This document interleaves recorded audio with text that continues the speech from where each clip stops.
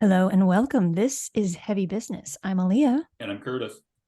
and today we are here with Steve Tom Sawyer, the Director of Digital Marketing and Advertising for Metal Blade.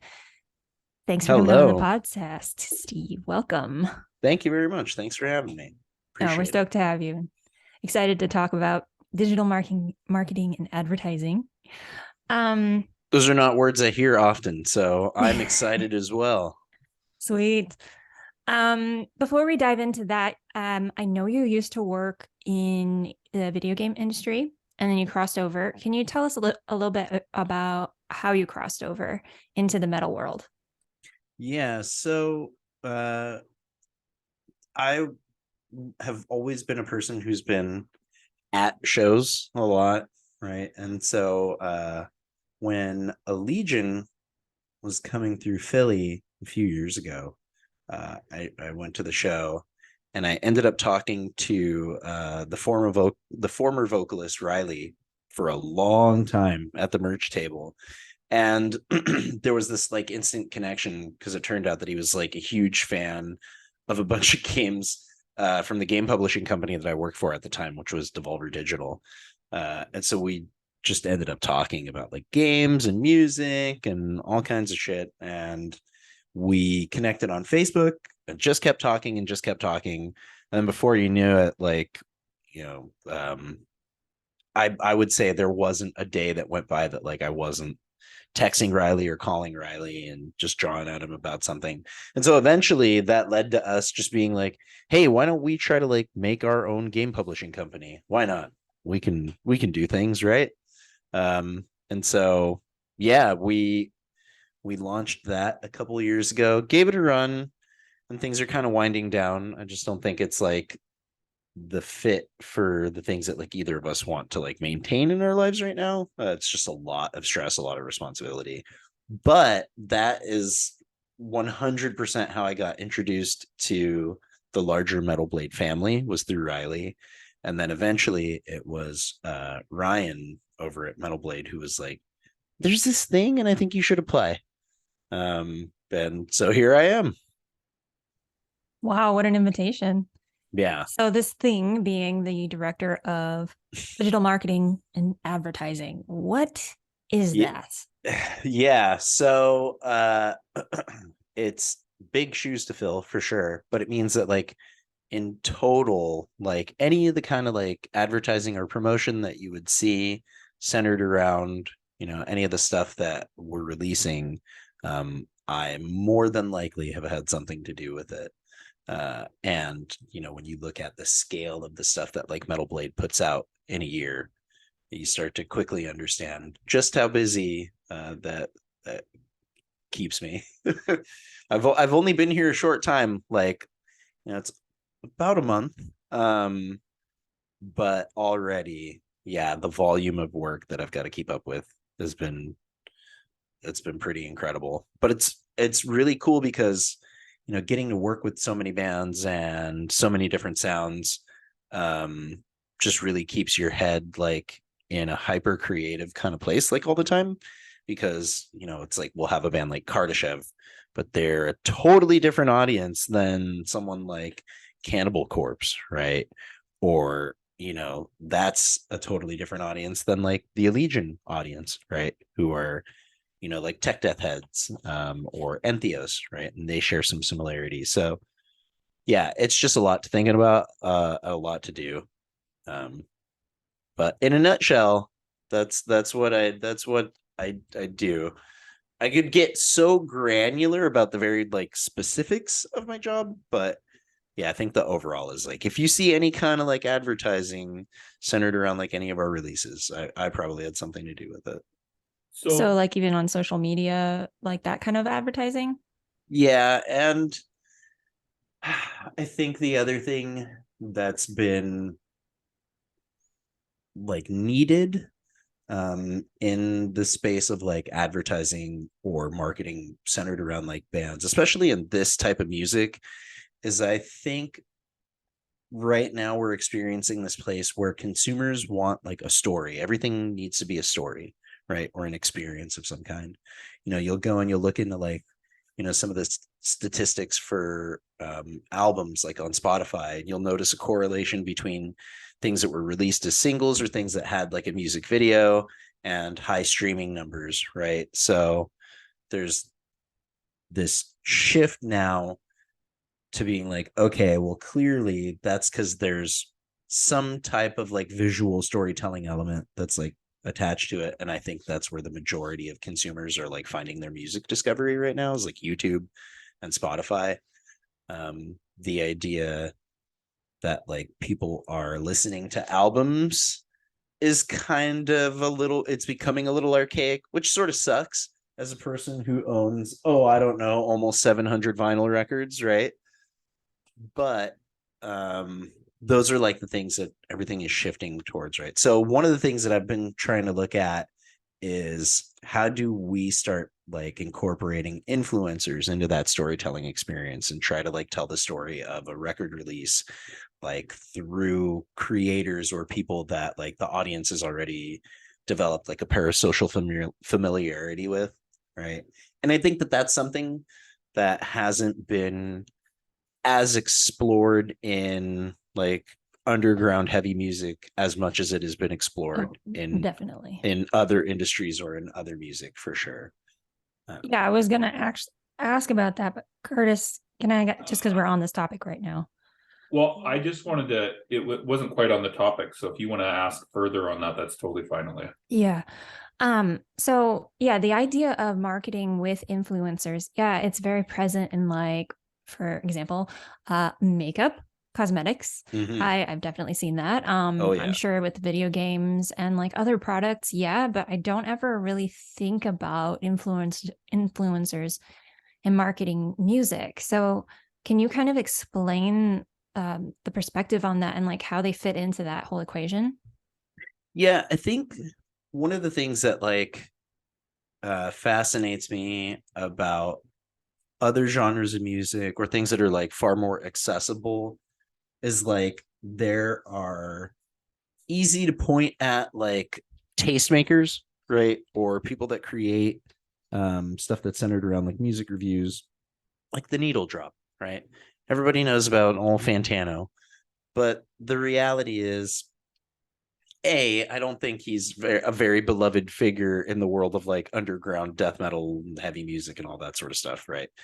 Uh, B, I think it's just this thing where that doesn't serve his audience either, right? That's not the stuff they're consuming. They don't want to watch that shit. So like ultimately he's going to be checking out like tons of mainstream things. But like if you're a person who wants a review of like say the latest Beyonce album or 100 gex or like Kira Kira Bonito or something, there's a pretty good chance that Fantano's got you covered, right? And you know that, and you can depend on that and depend on his like content as some sort of like a guidepost for some of your alignments of taste.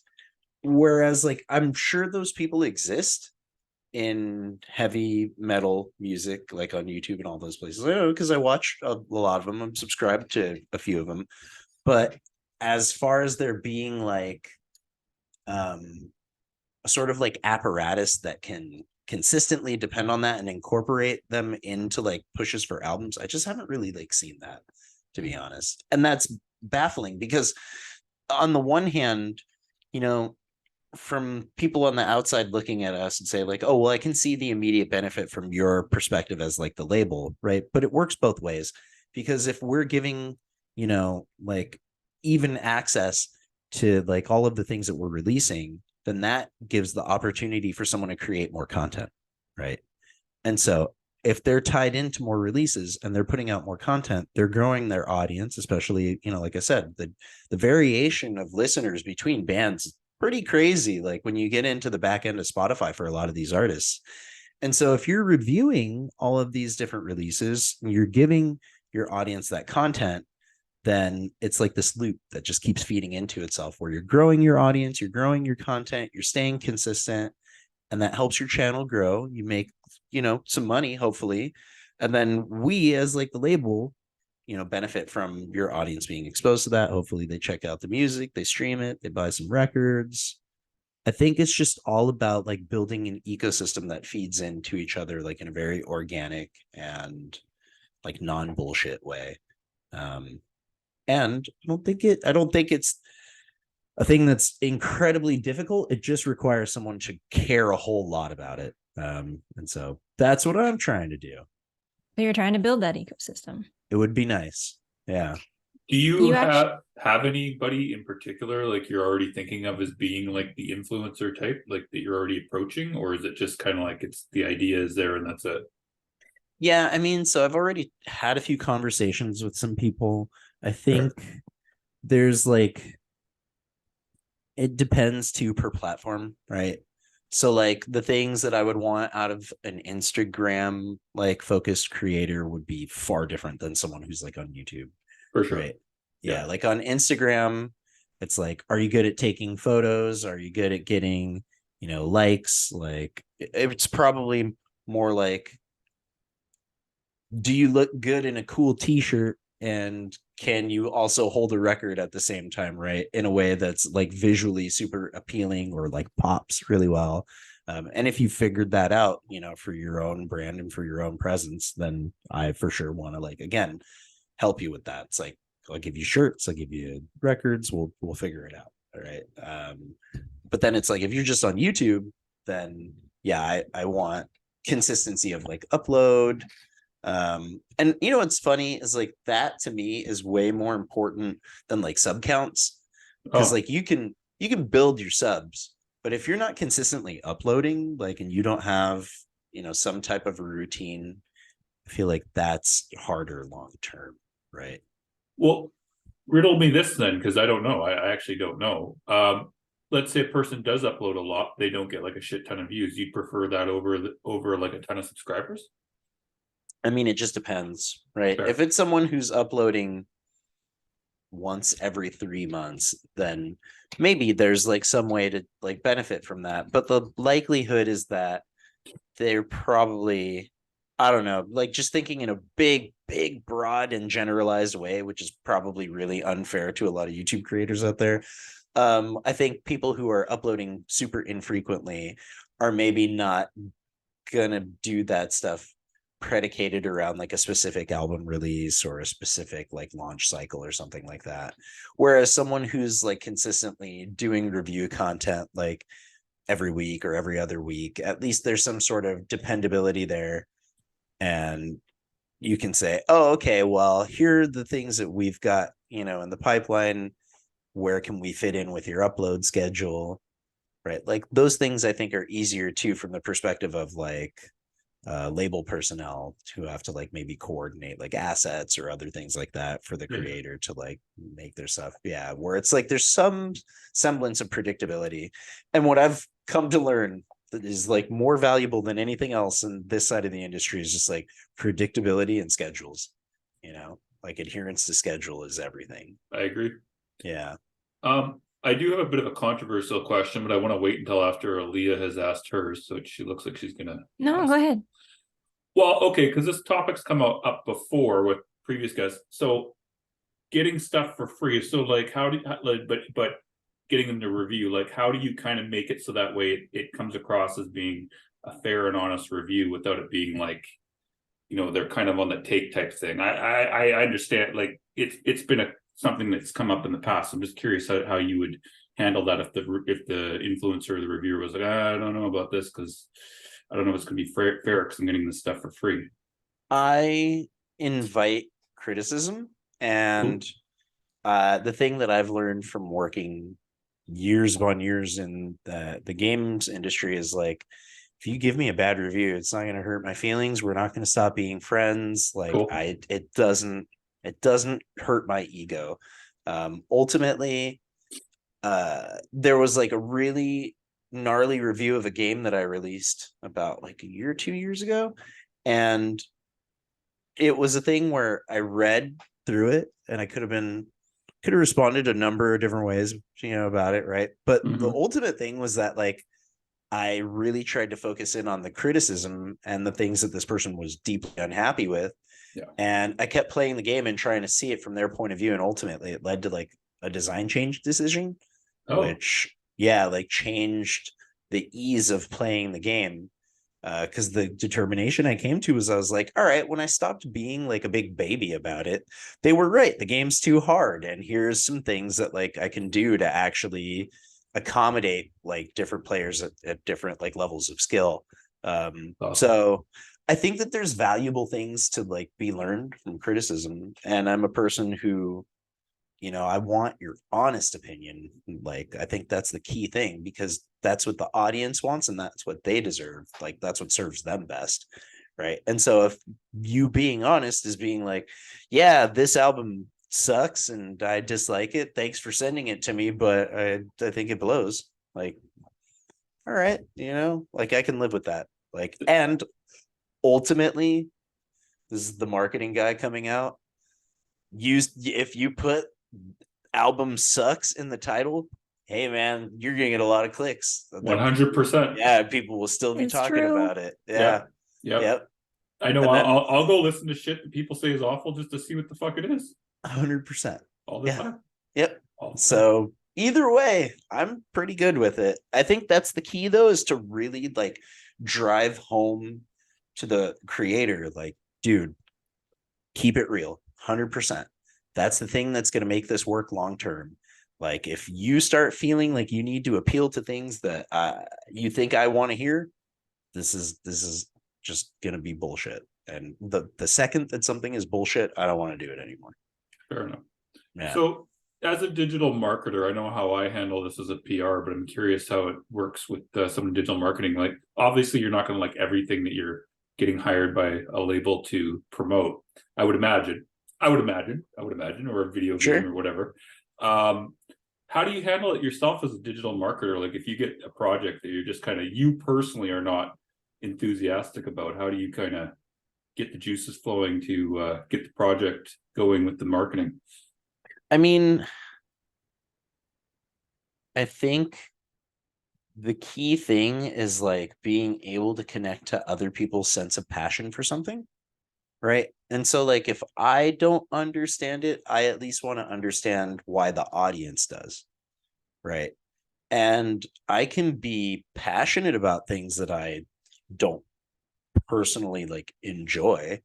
Um, and that's because like I'm invested in people's success, especially like when you really just start to think about like everyone here is part of a larger team, right? And I don't want any part of my team to fail.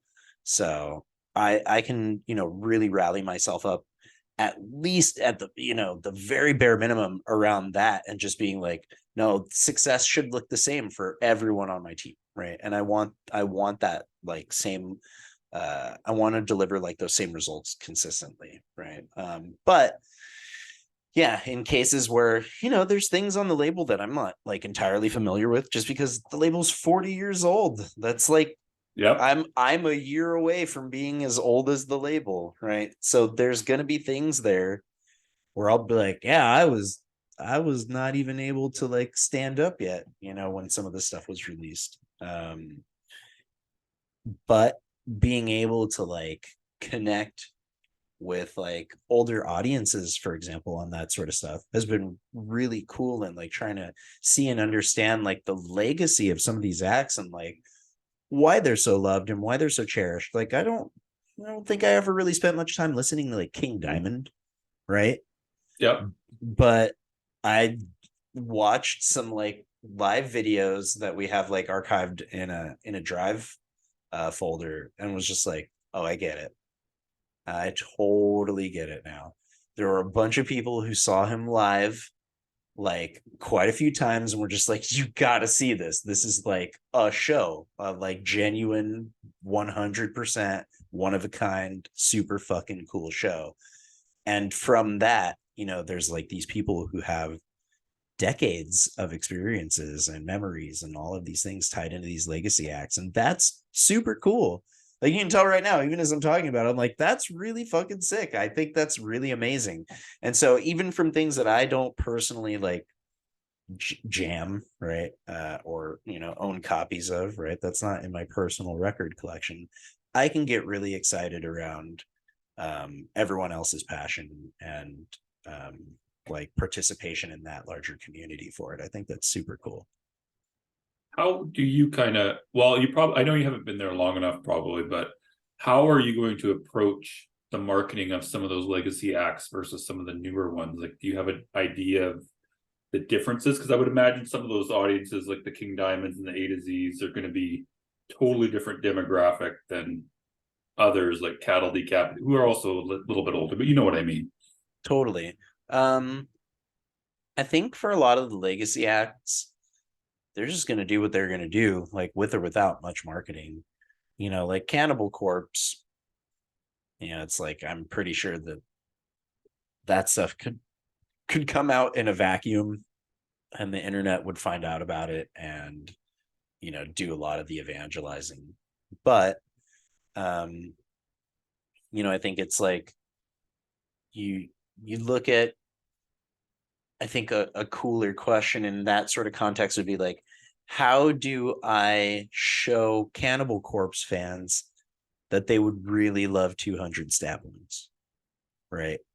And like, how do we show fans of 200 Stab Wounds that they would really like Cannibal Corpse? And Is that possible they don't? I think there's a lot of, Maybe. 19-year-old kids who are just figuring death metal out right now. And I guess. Yeah, and they're like, is that what dad's like old t-shirts are about? What? So like I want those kids to check out like the catalog, you know what I mean? I want them to dive into that stuff. And I think we're at this like really cool moment too, where that's a thing that's happening. You have like 19-year-old kids who are wearing Cannibal Corpse shirts and Undeath shirts and just now sort of like discovering all this music and that there's like this big legacy of it. Like, you get into like the Morrisound stuff or, like you have like a bunch of old cool like Suffocation records that I think those kids would really like. Yeah.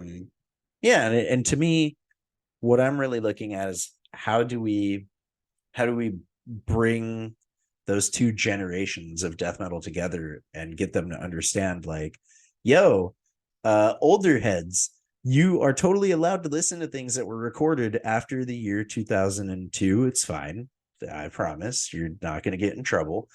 And younger kids, you can listen to things that were recorded before the year 2019. Like it's totally cool. You can both stop being scared. Like check out each other's music. So let's talk for a brief moment here, or a little bit. You guys got a couple of tours coming up pretty soon.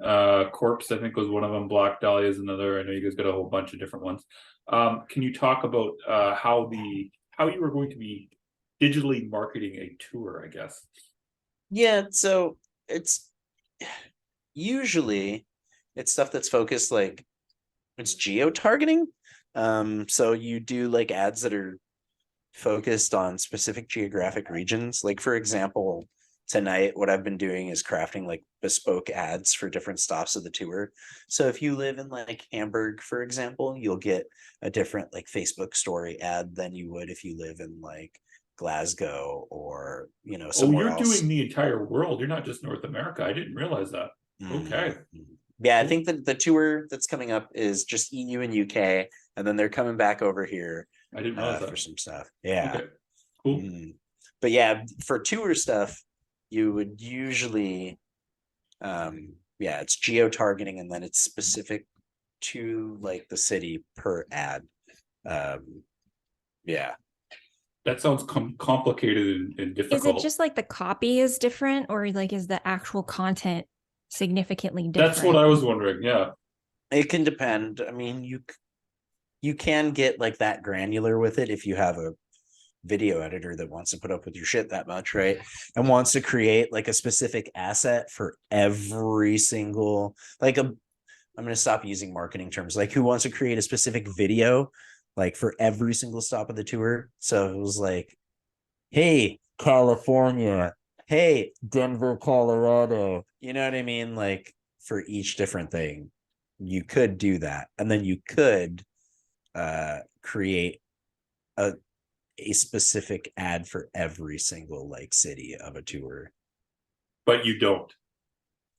I am right now. Oh, you are? Okay. But you don't usually though. I think it depends, right? Because that, as you can imagine, depending on the scale, can get expensive very quickly. I was just gonna say, Yeah. how much how much are you gonna beg for the money for all that? So, Well, well, fortunately, with a band like that, they were just like, here's how much we would Oh, like nice. you to. Yeah. Nice, So, nice. but for other things, that may be a different story, right? Yep, yep, Yeah, for sure. totally. Yeah. yeah, and I guess So then the question comes down to like how much better is the advertising yeah, response compared to, I'm gonna give an anecdote right now. Hmm. My band just opened the local date for Visions of Atlantis, which is a symphonic metal band, international symphonic metal band. We made a video ad basically with little clips, tiny, tiny clips from music videos from every band that was playing at our show date. Did you play? Do you know a band named Vesuvian? I don't know them. I'm in Chicago, Oh, okay. but I Okay. did see they were on that same tour. Hmm.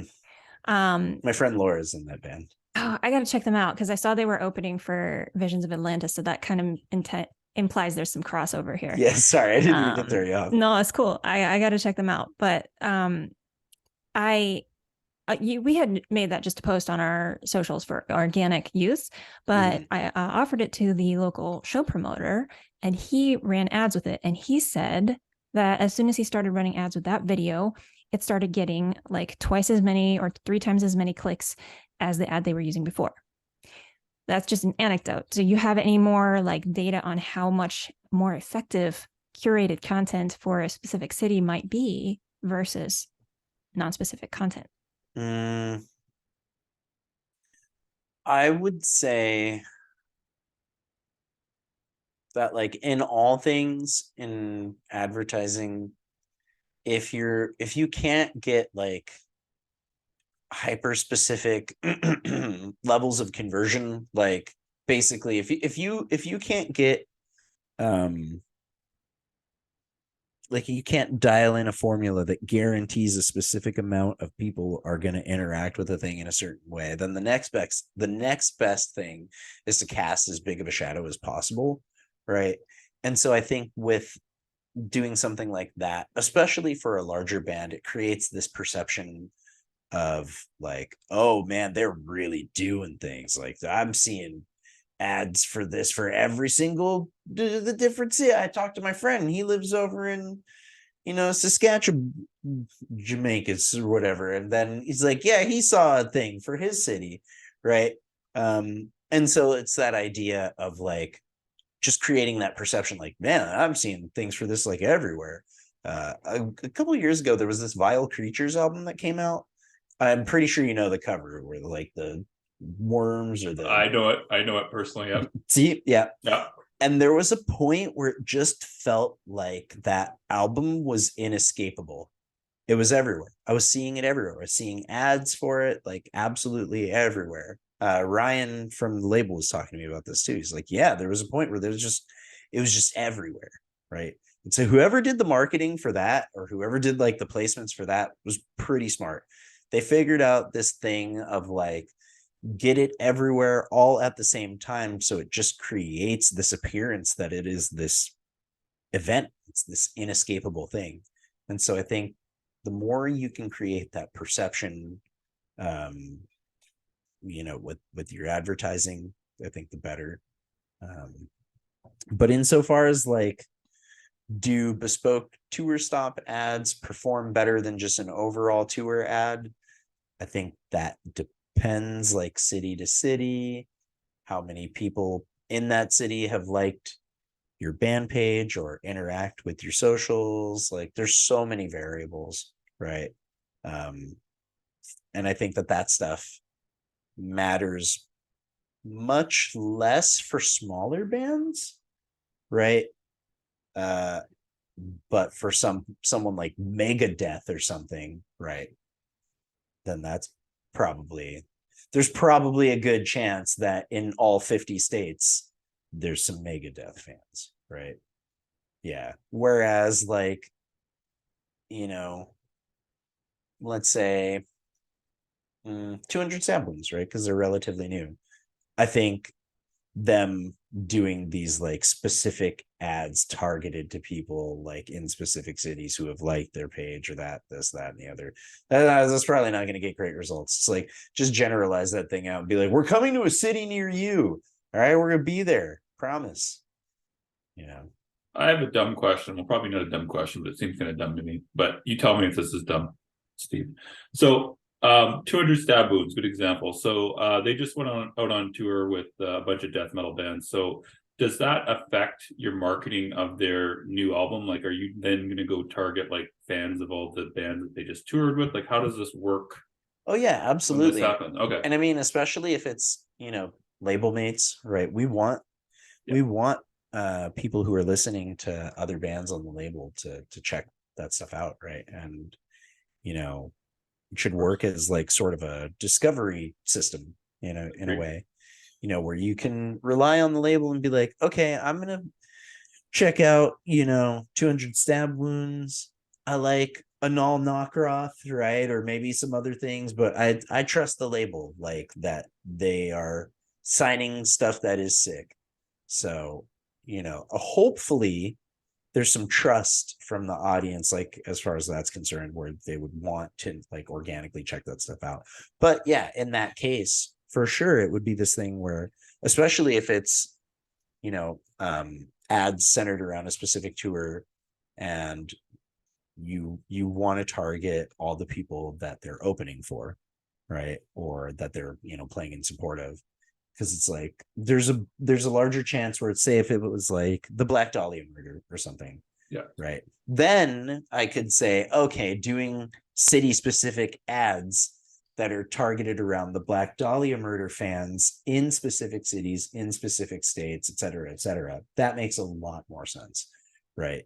Because it's like that's a much larger pool of potential ad targets, right? Or potential like people to see that advertising.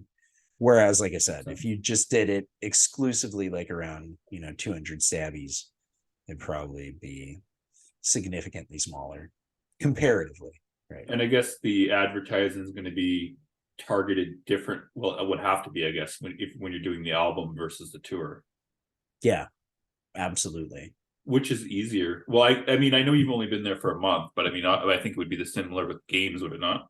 Yeah, totally. Yeah. I think the typical like launch release cycle of like an album or something is something I'm personally much more familiar with.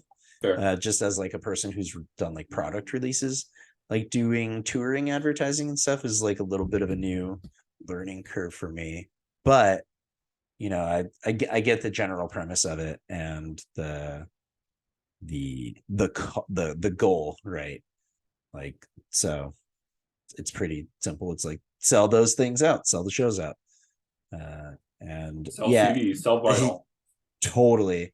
Yeah. So I think at the end of the day, it's just like, okay, it's directing people towards a specific offering, right? Which is what most of this stuff is.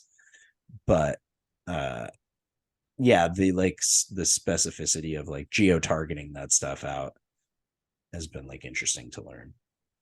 I have another dumb, probably not a dumb question, but it feels like a dumb question. So a digital marketer, do they handle any of the actual social media content at all, or is it just ads straight up? So I think in smaller organizations, they like rolled those roles up into one, which it's gotta suck. I'm sure. Yeah. And from the point of view of like more like the distinction between what I do and like our social guy does is he's more like the person who's in step with our community. He knows how to talk to them, how to engage with them. He's built like that relationship and familiarity with them on like that level. And I think for his mind to be worried about anything other than just delivering excellent content, for all the different artists and for the Metal Blade official pages, I think that would just be not like delivering if not delivering like efficiently, right? And so I don't do any of like the moment to moment social stuff. Yeah. But I work with him to be able to like identify, okay, like, well, what are things that are performing well? What are posts that are doing well? And from that stuff, it helps me to like craft the ads. Because he can look at everything and say, like, hey, it really seems like this variant is moving super fast, or people are talking about they like, this piece of merch, or they like this specific thing. And from that, I'll be like, okay, well, then we're gonna boost that, right? We're gonna clear that stuff out, or we're gonna like, or it's to identify the things that like maybe aren't doing so well, and be like, it doesn't seem like anyone's interacting with this band's stuff or this specific like release. Mm-hmm. And I can go, okay, then we'll give that a little shot in the arm, So you're like the numbers guy, the guy that they go after for like the actual moving of the product, and the social guy kind of warms them up and gets buddy with everybody type thing to get the relationship going, right? Absolutely. Yeah. Okay. I am at all times the hard sell. Yeah. Yeah. Okay. Yeah. That's my job, is to turn everything into the sell. Yeah, I Right. get it. I was just Yeah. trying to clarify the 2 points. Aaliyah, I have a totally different avenue to go off of it, unless you have something. I I know we don't don't think have we have lots of time time. for a totally different avenue, Curtis. Fuck. Okay, never mind then. I want to ask basically the last question we have time for. Sure. And this is a hypothetical. So let's say a band has already, assuming they have spent the money needed to make a high quality album, spent the money needed to make high quality artwork. Mm-hmm. They have $1,000 specifically set aside to spend on advertising. It's not very much. Where do you think they should spend it? So I would say, it depends on a couple of things, but like if you have a good music video, do pre-roll ads on YouTube. You can set your entire music video as an ad. It comes up with the thing, skip this or whatever. Hopefully the first 5 seconds of your music video don't suck and people don't want to skip it within 5 seconds. And I guess it all depends on where you're active the most. Where have you developed your audience, right? YouTube is a pretty good like one size fits all thing to say, because I think all of us across the board consume music on YouTube. We watch music videos on YouTube. YouTube is a good thing to say across the board. If you want to throw a little bit of change into Spotify like audio ads, you can. But here's the thing that we've kind of found out about Spotify is that like most people who really listen to music on Spotify have a pro account. So they're not hearing your ads. Right. And so, yeah, the next like path of least resistance from that would be, where are you active the most? There's a lot of bands that they seem to find the platform where they can communicate the most effectively, and they are on there and almost exclusively. There's a handful of bands that seem to do a pretty good job of being on all of the things, but that's pretty rare.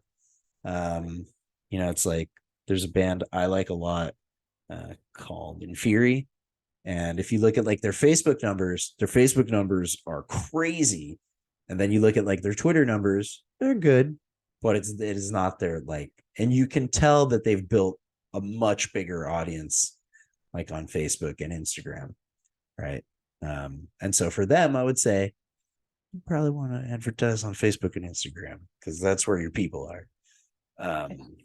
Yeah, so I think it's case by case, but generally speaking, go where your people are, right? If you've built your people up on TikTok, for example, then figure it out, get some TikTok ads going, like just do what makes organic sense for the community you've built.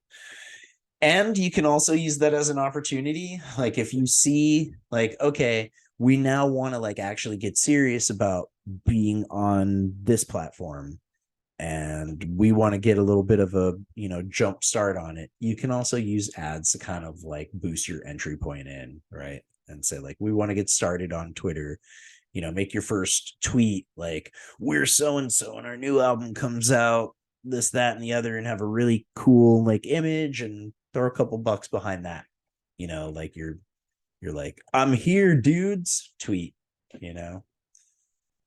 Those are some of my Awesome. like generalized answers. Yeah, I think that's good. Curtis, if you have a quick question, I think we have time for one quick question. Okay. You can. Well, I just want to make a comment. You kind of blew my mind on the Spotify thing because that's a good point about that most people are That is a good having. point. Have you ever seen that being successful? Because there are some individuals that swear by that. So I'm just curious about it because that was a really good point that I never even thought about. I mean, I think there's, you know, like for our type of music that we listen to a lot, I think by and large, most of the people that I know who have Spotify accounts have like Spotify Premium. 100%. Yeah, I know I do.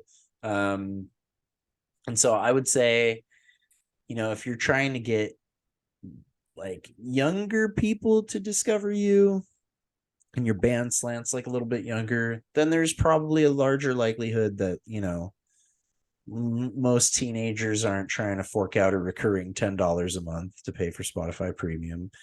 They have cooler things to spend that on, like weed and weed. So yes, I would say like, yeah, you know, if you have a band that slants a little younger, you'll probably get some more mileage out of that than, you know, like if you play in some fucking avant-garde obscure ass tech death band, you know, where some dork like me is gonna listen to it. Like, I'm not listening to ads, sucker. I pay for premium. So in other words, metal bands do not buy Spotify ads, do YouTube ads, is what you're saying. I would say for sure YouTube ads are gonna perform better, and I think that that's just across the board. What's cool about that is that's like the demo slant for people that are consuming Spotify ads is by and large like younger. The demo slant for people that are consuming like YouTube ads is 18 to 45, which I think is Demo really slant fascinating. means a demographic. Yeah. The demographic like slant. Yeah. Or like you could even just say the demographic cutoff for like Spotify would be like much younger, like Spotify ads. Like in terms of the highest performing stuff. But then yeah, the demographic cutoff for like the highest performing stuff on YouTube is like all the way up to like 45 years old. Yeah. So it just goes to show, like, even when you're an ancient fart bag like me, still watching YouTube, you know? Yep. Me too. Same. Yeah. Same. Yep. I have YouTube Premium, so I don't get the ads. So sorry, guys. Not quite as Well, a. there you go. Yeah. I mean, I guess you could possibly run into that with YouTube as well, but I don't think it's quite as dominant as Spotify subscriptions. Plus, a whole lot of people got ad blockers. So, you know, it is what it It is what is. it is. Yeah. I've made peace with that as a digital marketer a long time ago, you know? Yep. Yep. I'm Still just works, like, though. hey, you know what? You know, experience the internet you want the way you want to. For all those other people, they'll see my cool posts about records. Hell yeah. Yeah. Thank you so much for coming on the podcast. Thank you for having me, you guys. This has been a really fun talk. I really appreciated it. This has been great. Yeah. Everyone listening, I hope you learned something. I know I learned a ton. And until next time, make like a bull and throw those horns up.